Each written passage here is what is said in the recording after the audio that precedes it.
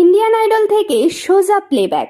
কলকাতার বঙ্গকন্যার পারফরমেন্সে মোহিত হয়ে দারুণ সুযোগ দিলেন বিখ্যাত মিউজিক কম্পোজার।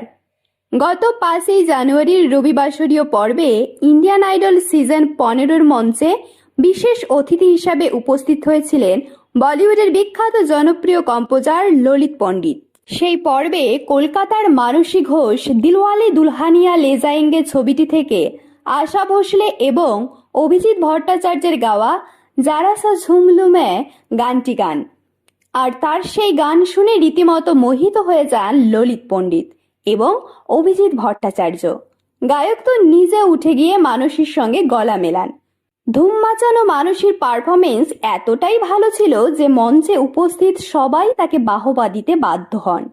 এরপর দেখা যায় পর্বের একদম শেষে শো সঞ্চালক আদিত্য নারায়ণ মিউজিক কম্পোজার ললিত পণ্ডিতকে জিজ্ঞেস করেন এদের মধ্যে থেকে কোন মহিলা প্রতিযোগীকে তিনি তার ছবিতে গাওয়ার সুযোগ দেবেন। উত্তরে ললিত পণ্ডিত নির্দ্বিধায় মানসীর নাম নেন। প্রথমে বিষয়টি না বুঝলেও পরে আনন্দ উচ্ছ্বাসে ফেটে পড়েন কলকাতার মানসী ঘোষ। এরপর মানসী ঘোষকে শুভেচ্ছা জানান শ্রেয়া বিশাল রাও। শ্রেয়া বলেন, দারুণ পারফর্ম করে এসো। এরপর ললিত পণ্ডিত জানান তার সেই আসন্ন ছবিটির নাম মান্নু ক্যা করোগে।